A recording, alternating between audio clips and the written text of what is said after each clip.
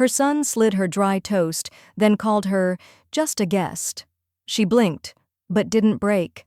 By the time Kyle signed the eviction papers, his mother owned the house outright. Amanda, his wife, stopped laughing the moment the rent invoice arrived. Miriam never shouted. She just called her lawyer. They thought blood guaranteed a home. She reminded them who paid for the bricks. All right, before we dive into this crazy story, do me a favor. Subscribe and tell us where you're watching from. The butter was missing.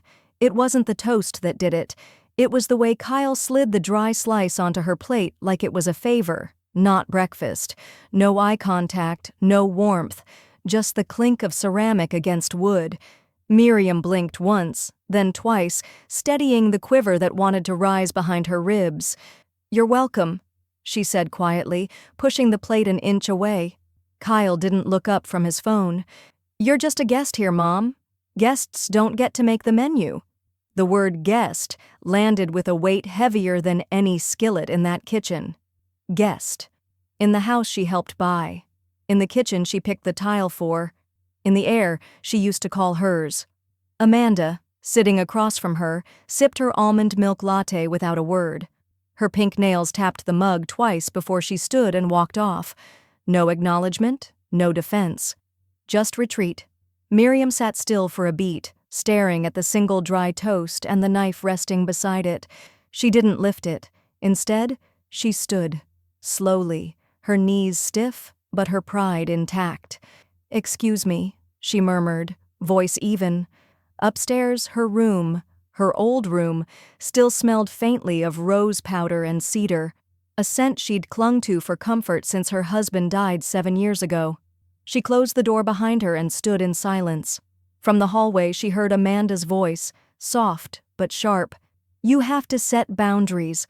We've done enough." She's starting to overstay. Later that night, Miriam sat upright in bed, unable to sleep. The dark gave her space to remember things Amanda and Kyle never would. The way she had sold her cozy condo near the bay 5 years ago, giving up community, routine, her small garden, to wire them $120,000 for a starter home. "I'll never forget this, Mom," Kyle had said. Apparently, he had. She padded across the room and opened the closet. Reaching high on the top shelf, behind a stack of old scarves, she pulled down a gray metal file box. It clicked open with a sound that sliced through the quiet. Inside, her financial ghosts. Bank slips, closing documents, and the one Amanda must have forgotten she co-signed during escrow. Miriam held the paper carefully, its edges yellowing but crisp. For loan strength, 49% co-ownership to Miriam Eleanor Clark. She stared at the signature Amanda had scribbled so casually all those years ago. Beneath it, her own signature, neat and tight. She smiled, just barely. The next day at dinner, Amanda spoke with the energy of a real estate agent who believed she was running the house now. "Mom, I picked up this amazing brochure for an independent senior community nearby. Super cute. They even have a putting green. You could make new friends." Miriam looked up. Her eyes, still warm in color, had turned cool at the edges. "I see." She unfolded the brochure slowly, her fingers lingering on the page with a watercolor sunset over smiling retirees. "You're right. Guests don't stay forever." Kyle, still chewing, paused. Miriam set the brochure down gently and met Amanda's eyes. "Sometimes they buy the place." Amanda's laugh came too quickly, too forced. Kyle looked between them, caught in the pause that followed. That night, long after the dishwasher hummed its lullaby and Amanda's laughter had faded into reality TV in the other room, Miriam sat in her room with only the desk lamp glowing.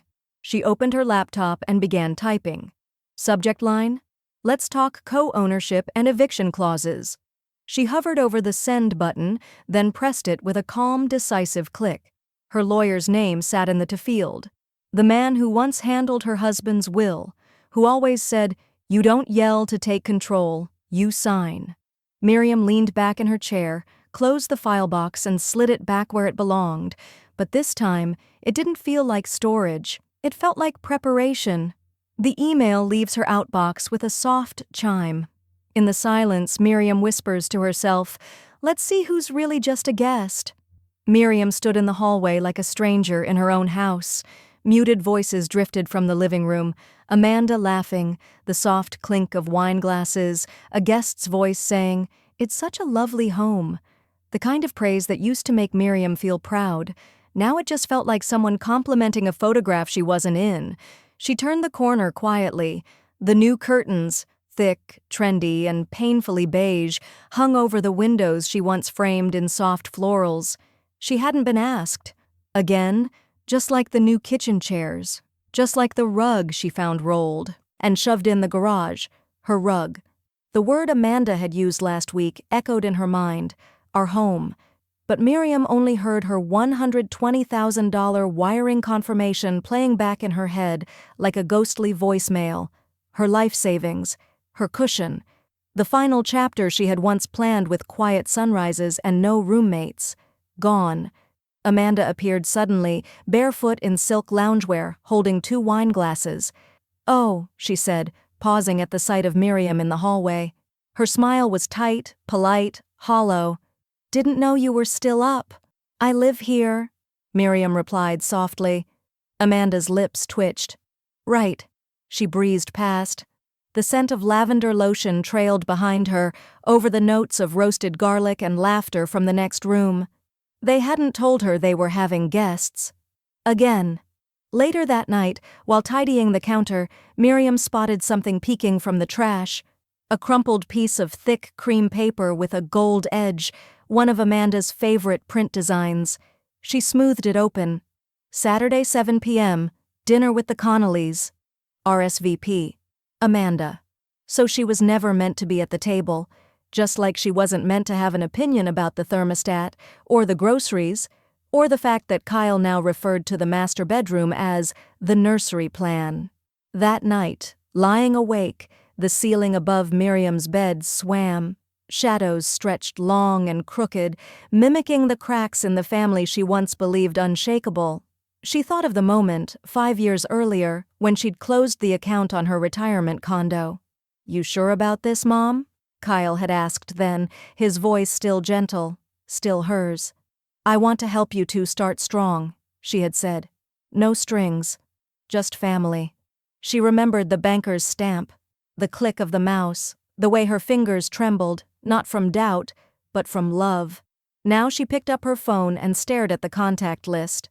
Her thumb hovered, then tapped. First National Home Lending. "Hi," she said when the operator answered. "My name is Miriam Clark. I'd like to confirm something on my property title." There was typing, background noise, the polite hum of on-hold music. A moment later, the voice returned. "Yes, ma'am. You're listed as 49% co-owner. Active, no change request filed." Miriam let out a breath she hadn't realized she'd been holding. It came out not as relief, but readiness. She ended the call. In the hallway, she passed Amanda's office, light still on, the door cracked. Voices floated through. Amanda on speakerphone. "No, I haven't told her yet," Amanda said, "but she's old and it's not technically her name on the loan. We're just exploring private options for now, off-market." Miriam froze. Her breath slowed. Her hand clenched around her phone. Then she turned and walked calmly back to her room. She pulled her file box down again. This time she didn't just open it, she began to sort. Papers lined her bed like pieces on a chessboard. This was no longer about hurt feelings, this was about what belonged to her. Miriam steps back from the documents, her eyes narrow as Amanda's voice echoes faintly through the wall. "Just exploring options." Miriam opens her notes app and types 3 words. "Call my lawyer. They thought I forgot what I signed. I never forget numbers." The house was quiet when Miriam laid out the papers. Sunlight bled across the kitchen table, cutting clean lines over the old manila folder she had kept since escrow closed 5 years ago. Inside, the co-ownership agreement, notarized, initialed, signed by Kyle and Amanda. Miriam's fingers didn't tremble this time as she flipped through the pages. Every line felt like a whispered apology from her past self, the woman who'd foolishly believed family would mean protection. Paragraph 7, line 4. Co-owners must consent before any refinancing, sale, or structural renovation. And the signature, Amanda's, unmistakably loopy and overconfident, as if she hadn't believed this paper would ever be read again. Miriam let the edge of the page rest against her index finger. Her eyes, steely and alert, scanned it one more time. 49%. That was her number, her leverage, and now it was her permission slip. 2 days later, she met her lawyer at a corner cafe near City Hall. The place still smelled like burnt espresso and fresh paint. She slid into the booth, dressed in soft neutrals, cardigan buttoned, pearl studs in her ears, and a quiet fire beneath it all. Joel, her lawyer of 30 years, tapped the folder and raised a brow. "Still keeping better records than half my corporate clients, Miriam." She gave a small smile. "They thought I forgot what I signed." Joel flipped through the documents. "This is good. Legally solid. If you want to dissolve the co-ownership, you can initiate a buyout. If they resist, we can force a partition sale." Miriam tilted her head. "What if I want to buy their share?" He looked up, slightly surprised. "Then it's yours. Outright.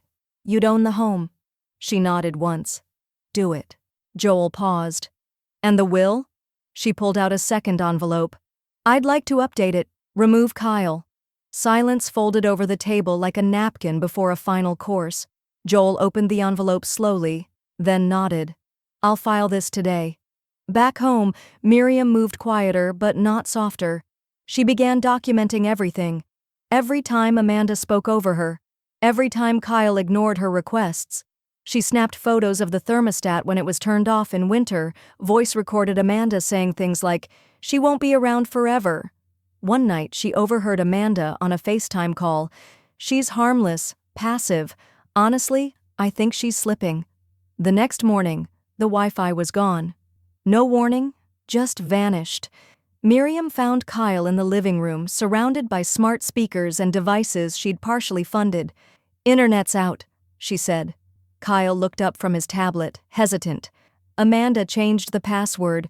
"We're, tightening home boundaries." Miriam didn't respond. She simply walked to her room, sat at her desk, and tapped open her laptop hotspot. "Tighten away," she whispered. "I've already slipped through." Later that week, she typed an email, subject line, "Seeking private buyer, discreet inquiry." The recipient, Naomi Feldman, her former co-worker at the city planning office. Naomi now worked acquisitions for a real estate investment firm known for flipping high-value properties fast. Miriam hesitated only a moment before pressing send. It was late. The house creaked. Outside, wind brushed against the windows like fingers trying to get in. But Miriam was already inside. Inside the game. Inside the deal. Inside the system they thought she didn't understand. She turned back to her phone and recorded one last voice note. February 3rd. Amanda changed the Wi-Fi. Kyle didn't object. "Both are unaware I'm moving forward." She hit save. Labeled the folder, "Terms and Conditions." Moments before midnight, a reply pings back from Naomi. "Let's meet." This sounds poetic.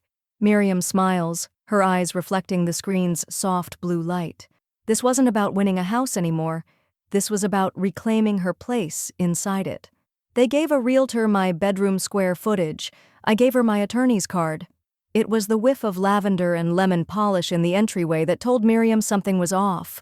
She'd returned early from her doctor's appointment, a routine checkup, nothing urgent, expecting the usual midday silence.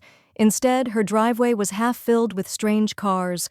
Voices drifted from inside. Laughter, hushed murmurs, and the unmistakable cadence of someone giving a tour. Her heart didn't race. It steeled. Miriam stepped through the front door just as a woman in heels and a blazer gestured toward the staircase, clipboard in hand. "And up here, we have a generous master suite with a walk-in closet, tons of natural light. The current elder resident is transitioning soon." Miriam's eyes narrowed. "Elder resident?" She caught Amanda at the base of the stairs, beaming like a hostess on a cooking show. "Welcome. Feel free to explore. Oh, and ignore the storage boxes in the garage, that's temporary." Then she turned, saw Miriam, and froze. "Miriam, "You're back already," Amanda said, too bright, too fast. "I didn't think your appointment was over yet." Miriam stepped into the foyer and closed the door behind her. The click echoed like a gavel. "Neither did you think I'd find out about the listing." The realtor approached with a polite, puzzled look. "Hi, I'm Claire with Vista Properties. Are you a relative?" "I'm a co-owner," Miriam said, producing her wallet with deliberate calm and pulling out a business card. "And there's a 49% chance this showing is illegal." Claire blinked. "I wasn't informed of that." Amanda coughed. "It's just exploratory. No official listing yet, just testing interest." "That's not how deeded ownership works," Miriam replied smoothly. She turned to Claire. "Here's my attorney's contact. You'll want to vet everything before showing this property again." Claire looked rattled now. "Of course. I'm so sorry. This changes things. I had no idea." Miriam didn't smile. She nodded, collected, precise. Then climbed the stairs past the walk-in closet Amanda had just described and disappeared into her room. Kyle burst in 10 minutes later, red-faced, his tie crooked and fists clenched.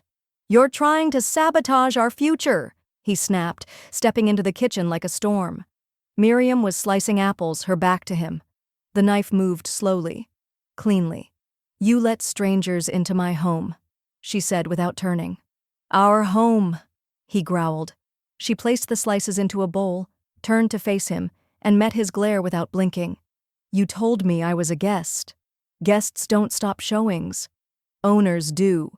Kyle opened his mouth, but words failed him. His shoulders sagged. Miriam walked past him and set the apple bowl down on the table, then returned to her room, leaving the silence hanging like fog. That night, she sat at her desk under the soft yellow glow of her reading lamp, legal forms spread in front of her like tarot cards. The document was familiar. Joel had walked her through it once already. Claim of interest, request to freeze title and restrict refinancing, sale. It was simple. Paperwork, really, a formality, but in the world of real estate, paperwork was power. She filled in the fields with steady hands, date, parcel number, ownership percentage, then signed. The printer hummed as it produced a clean copy for certified mailing. Miriam folded it into an envelope, sealed it, and kissed the corner softly. The next morning, Amanda opened the mailbox and froze. Inside, a bright orange certified letter labeled Deed Freeze Notification, Pending Claim. On the return address, just 2 words, Miriam Grant. The guest they tried to erase was now the barrier they couldn't bypass. "They iced me out of the kitchen. I froze their home equity." The silence that followed Amanda's discovery of the deed freeze letter wasn't peace. It was the brittle, unnatural kind of silence that happens right before glass shatters. Miriam knew. She felt it in the way Amanda's heels clicked harder across the hardwood the next morning, and in the passive-aggressive scraping of dishes during breakfast. No one spoke directly to her. Not Kyle, not Amanda. But something had changed. Something irreversible.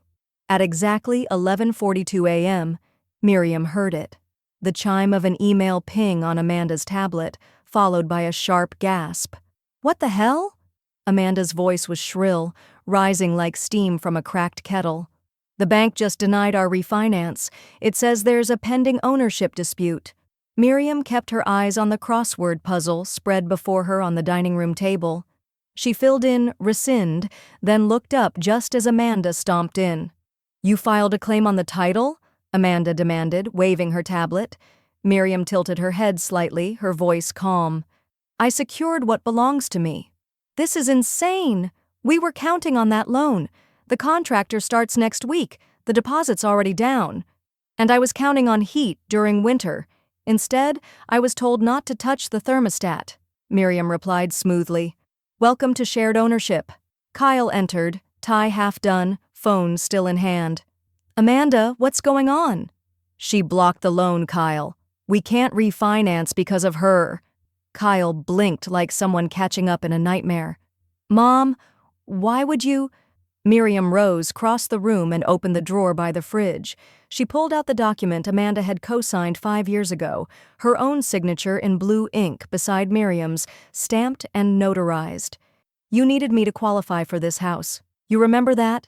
Miriam asked, handing the paper to Kyle. 49%, that was the deal. And until recently, I was willing to let you two pretend it didn't exist. Amanda yanked the page from Kyle's hands, eyes scanning, fingers trembling. "This doesn't mean anything," she hissed. Miriam smiled. "It means enough to freeze every cent of equity in this house, and since you like to talk about fairness..." She walked to her laptop, tapped a few keys, and turned the screen toward them. An email. Subject line: rental agreement, effective immediately. Attached was a PDF with a cover letter from Miriam's attorney. "I expect rent starting next month," Miriam said. $1,450, market rate for your half." Amanda laughed once, bitter and loud. "You've got to be kidding. You're going to charge us rent?" Kyle stepped back, staring at the screen. "Yes," Miriam said simply, "because if I'm just a guest in this house, then so are you." 2 days later, a plain white envelope arrived on Miriam's breakfast tray. No note, just a check tucked inside. She held it between her fingers like it was made of glass. $1,450 neatly signed. In the memo line, "paid under protest." She folded the check, walked to her office, and slipped it into her filing cabinet beneath a tab marked "Income Verified." Then she opened a new folder beside it. Label: Eviction Prep, Optional. That evening, Miriam stood alone at the stove, stirring a pot of stew.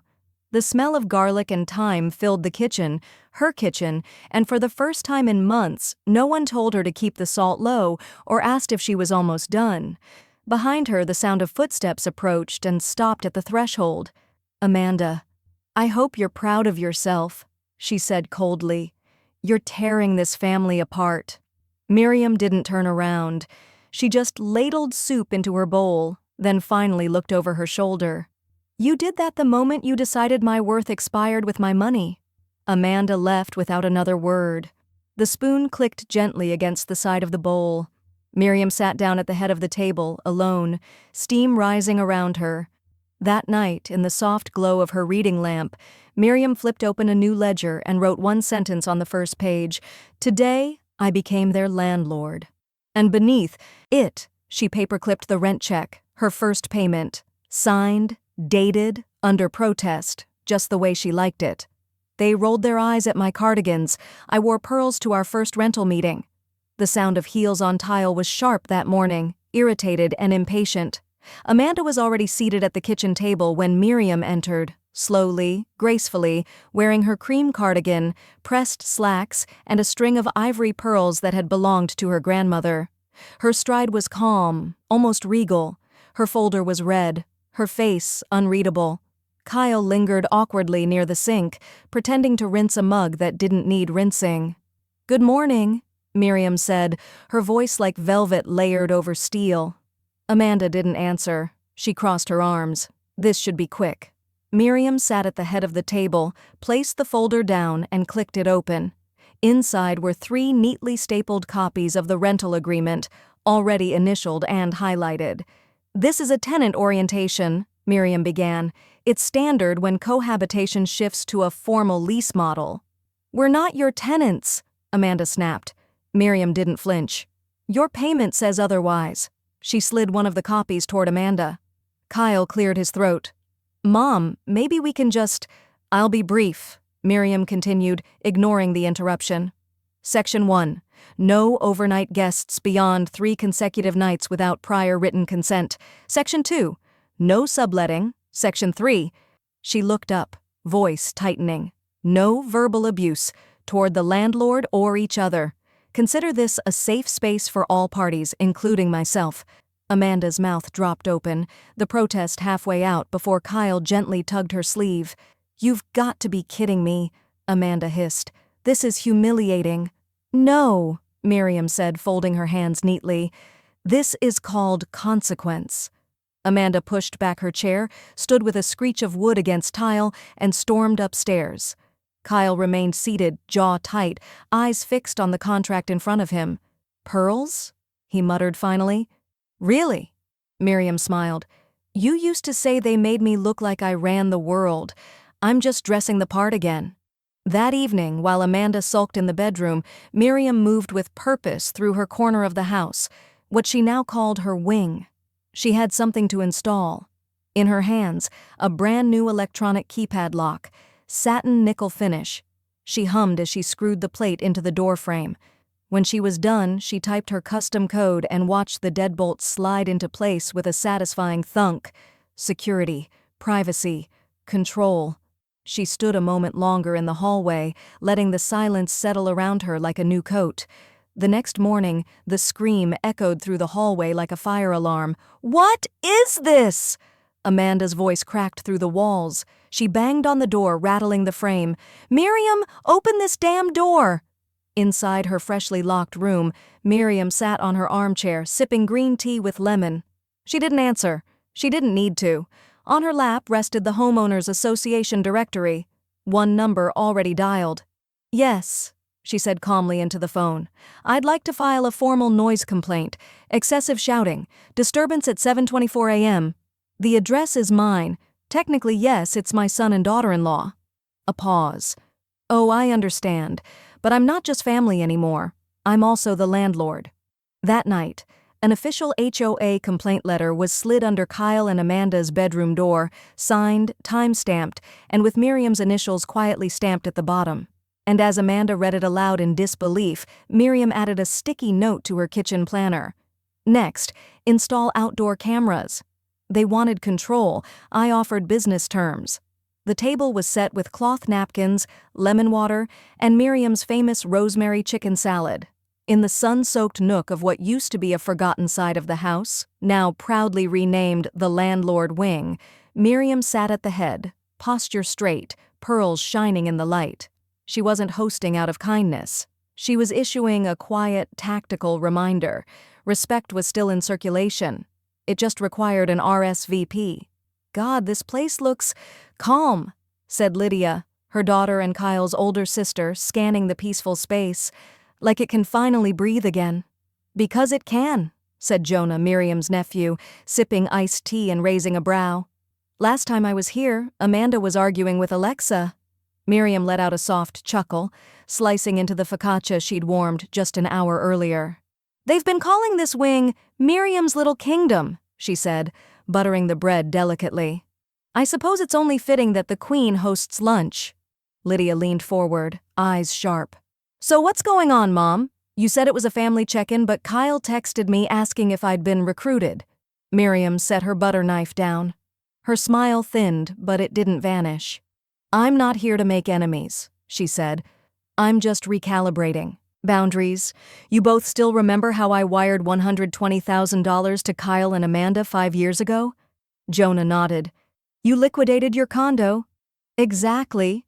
Miriam's tone shifted, cold and crisp, and they've since rebranded that contribution as a gift, while asking me to stop adjusting the thermostat. Lydia's jaw tensed. He told me you were being dramatic, that you were interfering. Did he also mention the crypto mess? The one I paid off in silence to keep his name out of court? Neither of them spoke. Miriam let the moment linger, silence stretching between clinks of glasses and the faint ticking of the antique clock above her reclaimed mantel. Amanda's voice sliced through the silence from the other side of the hallway. Glad to see you're making your case to the jury. No one invited her in. No one even looked toward the door. I'm not making a case, Miriam called back coolly. I'm hosting lunch in the only part of the house where respect still pays rent. Amanda scoffed and walked off. Her footsteps echoed with resentment down the hall. Flashback. 2 years ago. Miriam stood at the edge of the living room, watching Kyle collapse on the couch, hands buried in his face. They froze the account, he said, voice cracking. I didn't know the crypto platform was that unstable. Amanda told me to write it out. Miriam said nothing. She returned to her room, logged into her account, and paid off the $38,000 debt that would have put a foreclosure sign outside. She didn't ask for thanks. She only asked for peace. Back in the present, Lydia reached across the table and squeezed Miriam's hand. Mom, I'm sorry for everything he's become. No, Miriam said softly. He's still becoming. And maybe this is part of it. Jonah raised his glass. To the woman who finally drew the line. Miriam raised hers, but her expression carried an edge of sorrow beneath the pride. To lines. And what happens when you cross them? That night, Miriam sat at her desk and opened her laptop. Her inbox had 3 new emails flagged from an old friend. All of them were screenshots, Reddit threads, Facebook comments, anonymous posts under burner names, but Miriam knew the tone, the wording, the sly phrasing. Manipulative elderly woman exploits son for property gain. Entitled Matriarch plays legal games with family. A photo, her, outside the HOA office, smeared, spun, and viral among the wrong circles. Amanda's fingerprints were all over it. Miriam took a long breath, then opened a new tab and began typing, not to defend herself, but to prepare the receipts. The next morning, a younger neighbor handed Miriam her mail and whispered, "Hey, just so you know, people are talking, but some of us know better." Miriam smiled, closed the gate behind her, and whispered back, "Good. Let them talk. I've got the documents." She defamed me online. I replied with receipts. It started with a blog post, one that didn't carry Miriam's name, at least not until readers dug deeper. The title was short, but sharp. My godmother was called a manipulator. Here's what really happened. It hit the web at 8:12 a.m., posted by a user named Legal Grace, a law student at NYU and Miriam's goddaughter. By noon, it was trending on Medium's family and law section. Grace didn't embellish. She didn't dramatize. She laid out the facts like an opening argument. A $120,000 transfer from Miriam's retirement account, a co-ownership clause signed by Amanda herself, screenshots of the crumpled independent living brochure, a copy of the rental agreement, even a time-stamped clip from the realtor incident. There's a 49% chance this showing is illegal. Each paragraph ended with the same sentence, "A guest doesn't pay to enter. A guest doesn't build the house." Reddit noticed first, then a parenting forum, then Twitter got hold of it. By the time Amanda's original post, titled "Help, My Mail is Suing Us Out of Spite," was dissected by armchair detectives, it had already been flagged for inaccurate context and manipulative framing. One user replied beneath Amanda's now hidden post, "Just admit it, you tried to evict your own co-owner, then got mad when she asked for rent." Another said, "The elderly woman in pearls has more receipts than CVS." Miriam sat at the kitchen table that morning, sipping her coffee slowly. Her email pinged non-stop. Most were strangers. Some were old PTA parents. A few were clients from her brief real estate career decades ago. Subject lines read, "You're an inspiration. I sent this to my mom. Thank you. Let me know if you need legal backup." But one email stood out, mostly because it was not an email. It was a text. From Kyle. "Kyle, 9:48 a.m. Can you please tone things down? It's getting a lot." Miriam stared at the message. Her fingers hovered above the screen. Then, slowly, she began to type. "Only if you accept the buyout offer." Delivered. Read. No reply. She closed the phone and turned toward the window where the morning light made the hardwood floors glow like honey. Amanda walked by the front lawn minutes later, on the phone, pacing, frantic. Her voice was shrill but distant. "No, they're calling her a hero now. Yes, that Miriam. The blog got 50,000 shares overnight. No, I don't know who leaked the contract." Miriam didn't flinch. She just sipped her coffee and opened the latest HOA bulletin.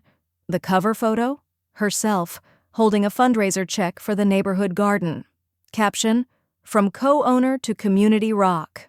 That afternoon, Grace called. "I hope I didn't overstep." "You just told the truth," Miriam replied, stirring sugar into her tea. "That's what always comes back around. Not gossip, not tantrums, just truth. You're kind of trending, by the way." "Then let me trend with Grace."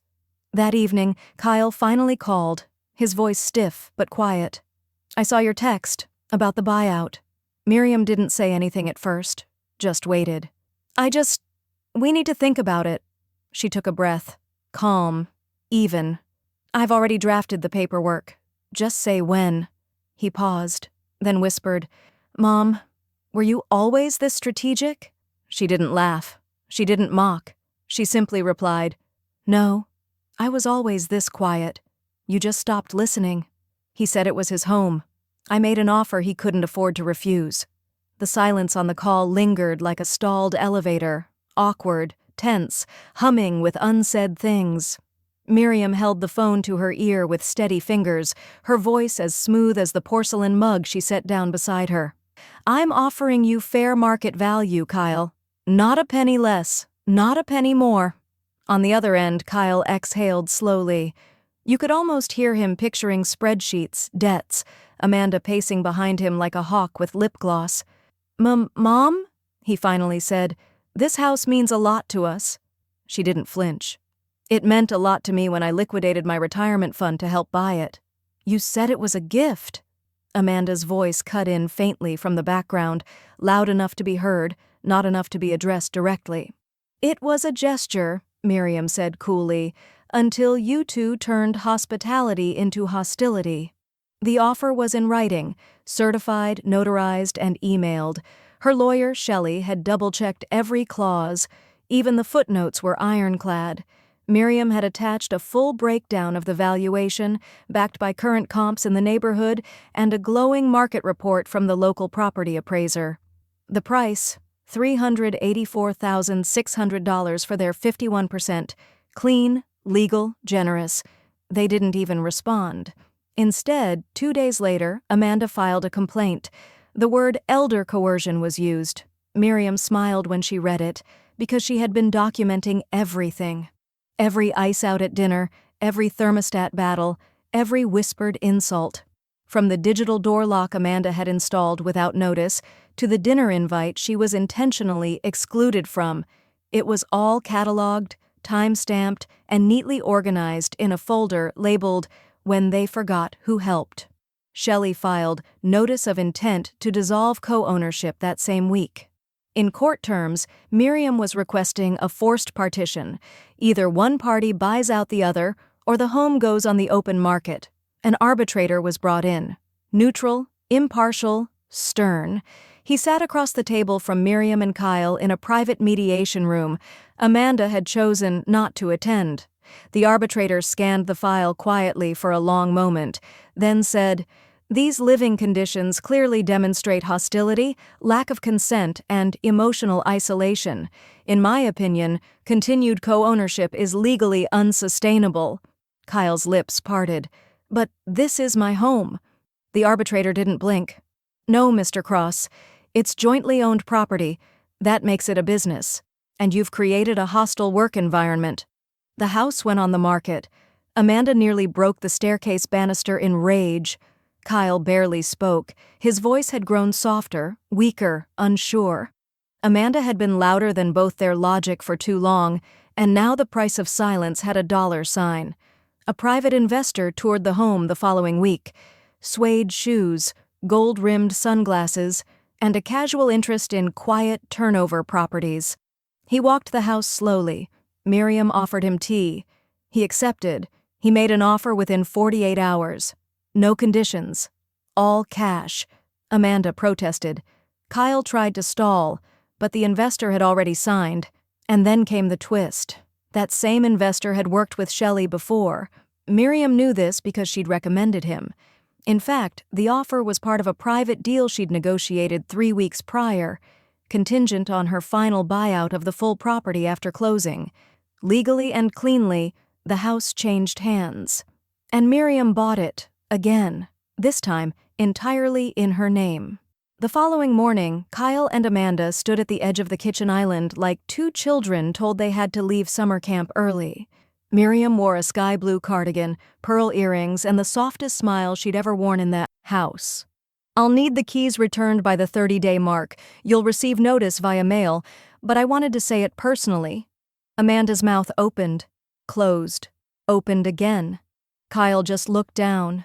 "Was this all just to humiliate us?" he muttered. Miriam tilted her head. "Number this was to remind you that partnerships work both ways, and when they don't, there are laws for that." That night, under a crisp autumn moon, Miriam stood at the top of the stairs, holding the official deed, new, notarized, fresh ink. Her name stood alone. Downstairs, movers packed boxes under Amanda's whispered curses. Miriam didn't watch. She didn't wave. She simply walked into her bedroom, locked the door, and dropped the deed into her nightstand, and smiled. They signed papers with fury. I signed with a smile. The sound of tape ripping across cardboard was the morning's soundtrack, sharp, angry, and fast. Amanda was packing with the precision of a storm, shoving kitchenware into boxes without wrapping, slamming cupboard doors as if they had insulted her. Kyle hovered by the dining room table, papers spread before him like a battlefield. His signature trembled as he pressed the pen down, but the ink held steady. Miriam stood across from him, serene in her pressed blouse, hands folded gently over the closing documents. She didn't flinch when the vase shattered behind her. Amanda had knocked it off the entry table, on purpose. "You really think this is justice?" she hissed, glaring as if Miriam were the villain in her poorly directed drama. "I think," Miriam said calmly, "that this is overdue interest. With a little poetic late fee." Amanda's laugh was sharp, brittle. "You're throwing your own family into the street." Miriam walked over to the hall mirror, the one Amanda had insisted on buying during their modern update phase, and stared into her own reflection for a moment. Then, with a graceful flick of her wrist, she took it down and leaned it against the wall. "No, Amanda, I gave you a home. You converted it into a battleground." Amanda lunged to grab it back, but her elbow clipped the frame. Glass cracked, spiderwebbed instantly. Kyle turned around just in time to see the damage. "Amanda!" he barked. "Seriously?" She spun toward him. "Oh, now you want to speak up?" By noon, the movers Miriam had hired had already loaded half their belongings into a rented truck. She'd even been generous enough to secure them a reputable moving company, insured, prompt, polite. A young man with tattoos and gentle eyes handed Miriam a clipboard. "We'll have everything cleared by 5, ma'am. Anything you want us to leave untouched?" Miriam smiled. "The garden hose. I'm planting roses next week." He grinned. "Noted." Upstairs, the echo of stripped drawers and closet doors lingered like ghosts of a family that had forgotten how to be one. Amanda's heels clicked furiously as she stomped across the hardwood, phone pressed to her ear. "No, Mom, we're not homeless. We're just temporarily displaced." Miriam passed her on the landing. Amanda stopped mid-sentence. "Are you eavesdropping now?" "No," Miriam replied, cool as a lake in autumn. "I'm inspecting. That mirror in the hall? The one you just broke? That was $215 pre-tax. It's being deducted from your deposit." Amanda's jaw clenched. Her response was a whisper through clenched teeth. "You're insane." Miriam chuckled. "No, dear. I'm solvent." The final walkthrough happened at 3:45 p.m. Kyle did most of the talking, his eyes rarely meeting hers. He pointed out the scratched baseboard in the foyer, tried to argue it had been that way. Miriam simply opened her folder. Photo evidence, dated 3 years ago. No scratch. Silence. Amanda stood arms crossed in the doorway, refusing to step further in. "I suppose this is goodbye?" Kyle said finally, forcing a weak smile. Miriam tilted her head, examining her son as if seeing a stranger she'd once known. "You know, I raised you better than this, but I suppose the second mortgage raised you differently." Kyle stiffened. "We'll never speak to you again." Miriam stepped forward, leaned in close enough for him to smell the lavender oil she always wore when she needed strength, and whispered, "That's the plan." Outside, the sun was beginning to dip behind the oaks as the moving truck pulled away. The driveway that once felt like a shared beginning now looked like a clean slate. Miriam walked back inside, locked the door, and turned the key 3 times. The echo of the bolt sliding into place was more satisfying than any courtroom victory. She walked to the kitchen, the one she'd been nudged out of for years, and poured herself a glass of chilled white wine. The glass caught the fading sunlight, glinting gold. She raised it slightly, not in toast, but in acknowledgement. To survival, to patience, to deeds. both literal and poetic. She passed the hallway where the mirror had once hung and didn't stop. Instead, she pulled open a drawer in her study and slid out a brochure. Premium duplex opportunities, passive income for independent retirees. She circled one listing in blue ink, then picked up her phone. Cliffhanger. As the screen lit up, a familiar number flashed. Kyle. She didn't answer. She let it ring, and ring, and ring. And then she deleted the call log without hesitation. Because some things, like silence, are a luxury earned. They stripped the walls. I repainted peace. The silence felt padded, like the house was finally exhaling after years of being held hostage by tension. Miriam stood in the center of the living room, still barefoot on the warm wood floors, her hand resting lightly on the mantel. For the first time in years, there was no sound of someone rolling their eyes in another room, no passive-aggressive throat clearing, no thermostat battles. Just peace and possibility. The walls were bare. Amanda had made sure of that. Every framed quote, neutral-toned wall hanging, and ceramic vase was gone. In its place was blankness. Emptiness. Miriam smiled softly. Good. A clean slate. She reached for the gallon of paint she'd picked up that morning. Sun-drenched apricot, the sample card had read. Soft warmth with a kiss of rebellion. It was the exact opposite of Amanda's icy grays and sterile whites. With a slow stroke, she brushed the first coat across the living room wall. Sunlight poured in through the freshly washed windows. She could hear birds in the distance and the faint hum of a neighbor mowing their lawn. Her arm moved with purpose, not just repainting, but reclaiming. By the afternoon, the house smelled like citrus paint and lemon cleaner. She'd opened every window, letting the air flow through freely like it hadn't been allowed to in years. The kitchen had been cleared of Amanda's labeled canisters and mismatched, influencer-inspired decor. Miriam replaced them with brass-handled drawers, glass jars filled with flour and sugar, and a ceramic butter dish. Yes, butter would be served again. She placed her old yellow mixing bowl on the counter, the one she used every year for Kyle's birthday cupcakes. She stood there for a moment, one hand resting on its rim, remembering the giggles of a frosting-covered boy who once believed she could fix anything with a kiss and a Band-Aid. Flashback. Kyle, age 6, standing on a step stool, face smeared with chocolate. Don't tell Dad I licked the spoon, okay? Miriam, laughing, taps his nose with flour. I won't, if you help me clean the bowl. Back in the present, Miriam blinked the memory away. She cried. For 2 minutes? No more. Her shoulders trembled quietly as the years of disappointment bled out through her lashes. The sorrow wasn't for losing a son to pride. It was for the woman she'd been forced to compress. Then, as always, Miriam pulled herself upright, wiped her face, and whispered, Now, scones. She preheated the oven, set the timer, and stirred with the same determination that once taught her how to stretch a dollar, calm a screaming toddler, and build a credit score strong enough to survive betrayal. Later, as the house filled with the rich scent of browned butter and vanilla, a knock tapped lightly at the door. Miriam opened it, half expecting a neighbor. Instead, a tiny cardboard jewelry box sat on the welcome mat.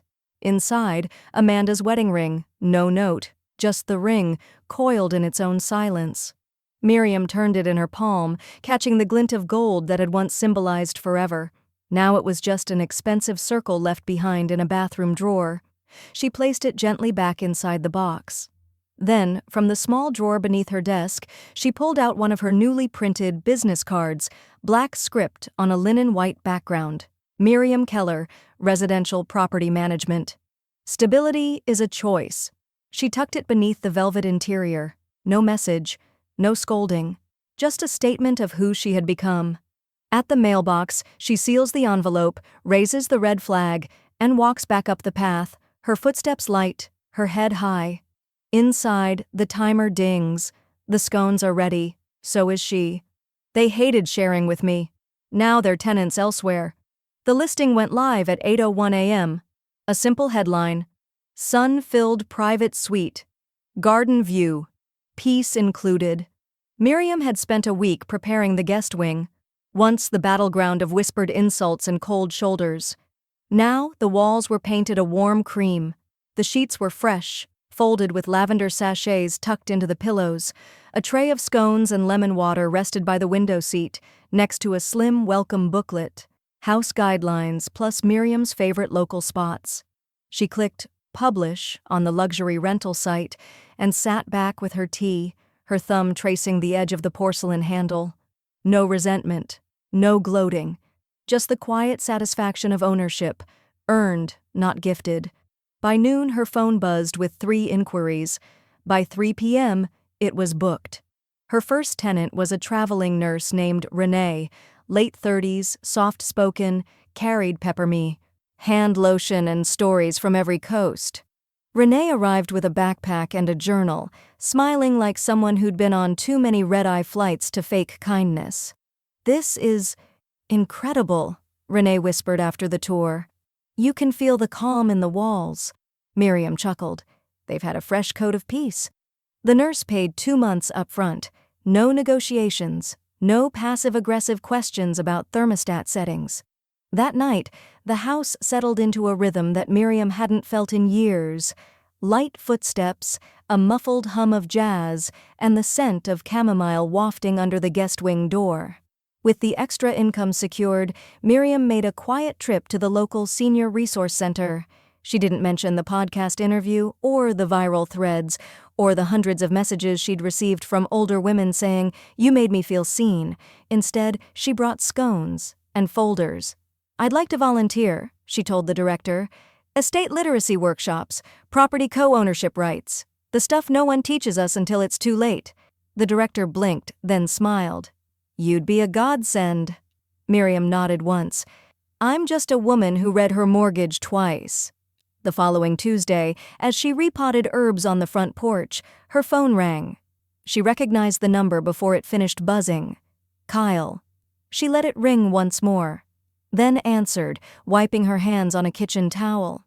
His voice was different, fragile around the edges. "Hey, Mom." She waited. "I know it's been a while, and this isn't easy to say, but..." A breath, a long one. "I got laid off. The company downsized." Miriam sat. "I'm sorry to hear that. Amanda and I are staying in a short-term rental, but it's draining fast. We don't know what's next." A beat of silence. Then, almost a whisper, "Do you have any space?" Miriam looked out across her garden. Renee's wind chime tinkled from the guest wing balcony. Bees hummed around her blooming rosemary. The house behind her stood sturdy, proud, and peaceful. She let the question hang, not because she was angry, but because the past was still echoing. She remembered the brochures Amanda had left on her dresser. Senior living communities, independent and out of the way. She remembered the cold toast, the changed Wi-Fi, the laughter in rooms she paid for. She also remembered her son's 3rd birthday, his cough when he had the flu at 16, the time she stayed up sewing his prom tux when the store gave him the wrong size. "You're asking," she finally said, "if I have space?" He cleared his throat. "Yeah, I mean, just temporarily, until I find something more stable." Miriam didn't answer right away. She opened her planner. The page for next week had a note, "Refinish floors in 2nd guest room." She closed it. "I'll think about it," she said calmly. "I'll call you tomorrow." Before he could speak, she ended the call. Cliffhanger. That night she lit a candle in the window. Not as a welcome. Not yet. Just a signal.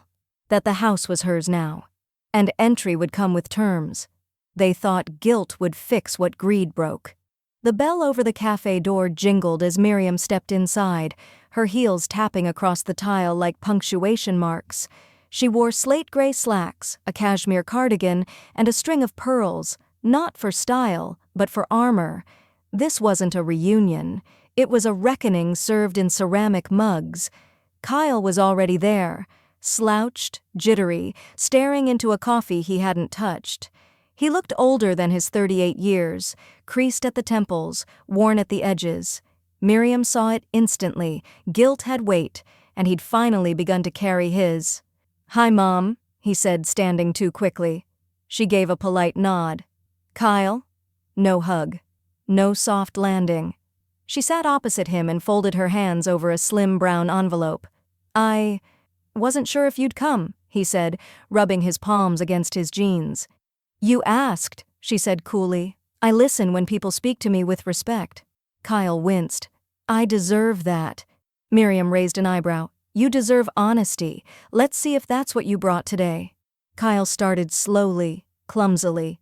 He talked about the layoffs, about how Amanda was under a lot of pressure, how the house situation got out of hand.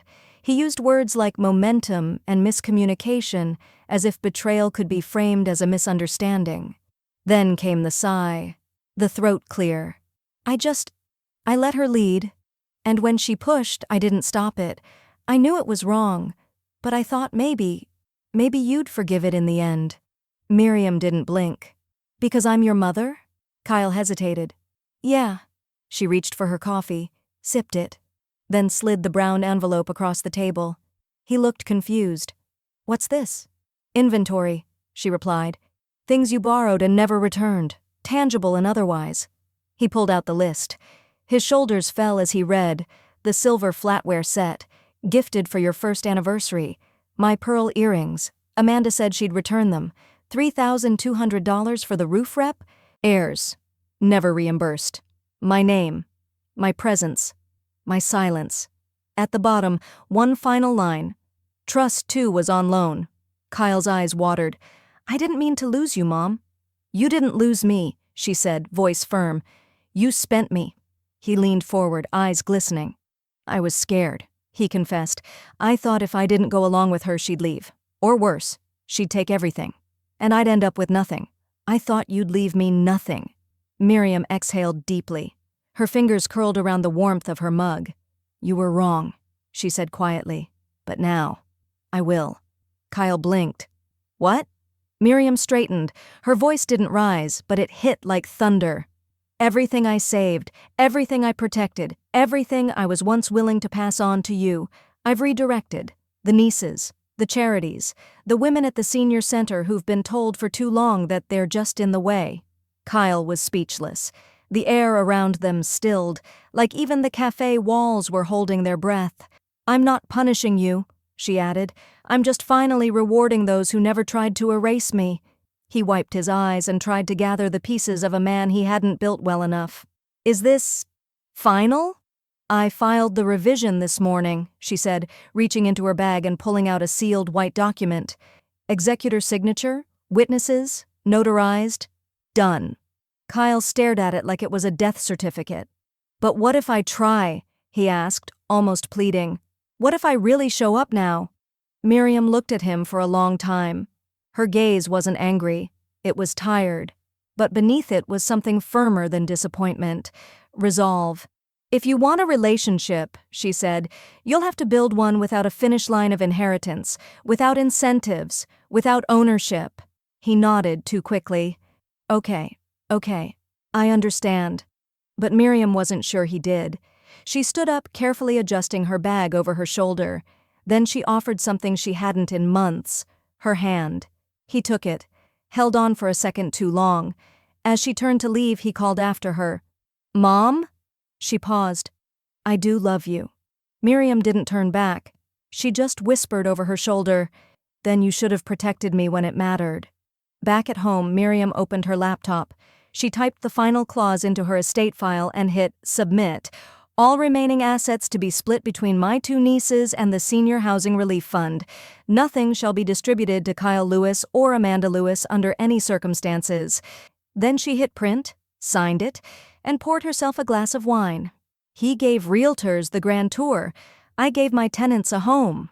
The laughter was low and warm, like the golden light spilling from Miriam's kitchen. The clink of wine glasses echoed softly off tile and wood, interspersed with jazz, humming through a Bluetooth speaker tucked behind a fern. The dining table, set with care, not extravagance, held a roast chicken, seasonal salad, and 3 kinds of bread because Miriam could never choose just one. "I swear," said Clarissa, the traveling nurse, wiping her hands on a cloth napkin, "you make better scones than the bakery near the clinic." Miriam smiled, dabbing her lips with grace. "That bakery charges for cinnamon. I don't believe in charging for joy." The others laughed. A retired librarian in room 2 refilled everyone's tea. A grad student, shy but brilliant, brought out a dish she'd baked, almond tart with fresh berries. The conversation swirled around tenant schedules, shared spice jars, and which neighbor had the loudest lawnmower. It was peaceful, earned. But outside, past the glowing curtains, shadows moved differently. Kyle stood at the edge of the sidewalk, alone, his silhouette framed by the flicker of a passing street lamp. His hands were in his pockets. His head was tilted just enough to catch glimpses of the home that no longer belonged to him. Inside, Miriam's guests didn't notice. But Miriam did. She stood silently at the edge of the room, her back to the window. She didn't wave. She didn't move. She simply glanced to the side, toward the bookshelf near the fireplace. There sat an old photo. Kyle at 7, missing teeth and clutching a Lego trophy she'd spent hours helping him build. His smile back then had been earnest, boundless, trusting. She looked at that boy, not the man outside, and gently, almost reverently, turned the photo face down. "Dessert, anyone?" she asked, voice warm but brisk. After dinner, the tenants helped clean without being asked. One offered to take out the recycling. Another loaded the dishwasher, humming along to Ella Fitzgerald. Miriam retreated to her small sunroom, now her writing nook. On the desk was her ledger, a fresh bouquet, and the framed rental sign she used to keep on the front lawn. She ran her fingers over the edges, remembering the day she'd put it up, heart thumping, dignity balancing on a thread. That same day, Kyle had hosted a realtor for a grand tour, pretending her furniture wasn't still in the guest room. Now, those days felt like faded ink, lessons, not wounds. Outside the sunroom window, Kyle had vanished. She picked up her phone to check the time. A single notification blinked at her. A new email. Subject: Feature request. The Landlord Mom. From editorial@brickandmortarpress.com. Body: We'd love to interview you for our Independence and Ownership series. You've become a quiet legend among elder finance circles. Miriam set the phone down slowly. She stared at the ceiling for a long moment, jazz curling around her like silk. Her past had tried to shrink her. Her son had tried to evict her. But she'd rebuilt not just her home, but her narrative. She walked to the fireplace, tossed a small log into the iron stove, and lit it with the matchbook from her first apartment, the one she'd left behind to help Kyle build his life. As the fire crackled, warming the room and painting the walls with flickers of gold, she whispered, "I gave him a home. He gave it to strangers. I gave strangers a home, and they gave it back." Her phone buzzed again, another notification. This time, a direct message from a verified journalist. "The world wants to meet the woman who evicted entitlement. Available this Thursday? They called me a guest. Now they walk past the home I own." The mic clicked on with a soft pop. The host smiled across the podcast table, her voice silky and poised. "Today, we're joined by someone who turned silence into strategy and a guest room into an empire. Please welcome Miriam Devlin." There was a pause. Then the older woman leaned forward, her pearl earrings catching the studio light. "I didn't set out to make a point," Miriam said, voice calm but weighted. "I just stopped letting people rewrite my ending." The episode dropped at noon. By 4 p.m., it had gone viral. Clips of her voice laced with grace and grit flooded eldercare groups, housing forums, and even TikTok. The story of a mother who was once called just a guest and became landlord, legal majority owner, and folk hero rippled through screens like wildfire.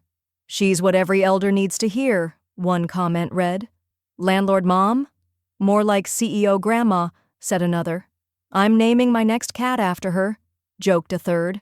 Miriam didn't reply to any of them. She simply refreshed the rental dashboard. Both rooms were fully booked through the summer. A traveling nurse, a widow taking night classes. One of them left a note that read, "This house feels like exhale."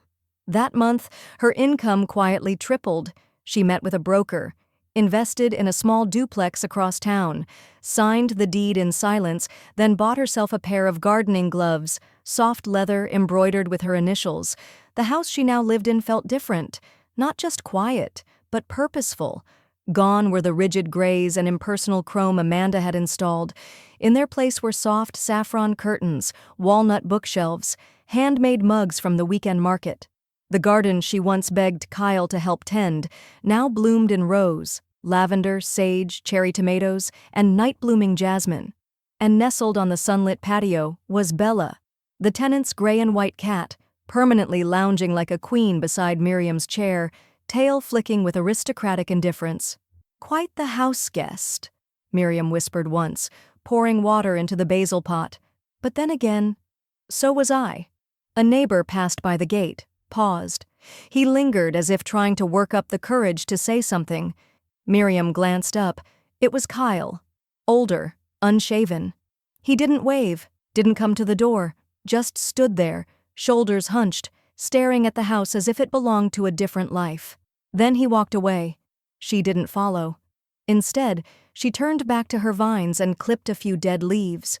The air was warm, the wind gentle. Somewhere in the house, the soft scratch of jazz spun on a vintage record, her kind of peace. Inside, a box waited on the table. Her new business cards had arrived. Miriam Devlin, residential owner, property manager, financial mentor. On the back, a quote, her own. "They called me a guest. Now they walk past the home I own." Later that week, she was invited to keynote a housing summit. She said no, not out of bitterness, but because peace, once earned, must be protected. She offered instead to fund 5 scholarships for women over 50 seeking housing law certifications. She named the initiative the Devlin Key Fund. Each recipient would get a silver key necklace, each one inscribed, "Owners, keep the keys." One afternoon, as golden light spilled over the tiles, Miriam stood at the sink, watching the garden. Bella snoozed on the windowsill. The kettle whistled softly behind her. She poured 2 mugs, just in case, because even now she believed in the ritual of welcome. But only on her terms. She stepped outside, sat on the bench she once helped Kyle build for Amanda's birthday, back when it was all promises and polite illusions. Now it was hers, the garden, the house. The silence. She took a sip of tea and smiled. Guests wait to be welcomed. Owners keep the keys.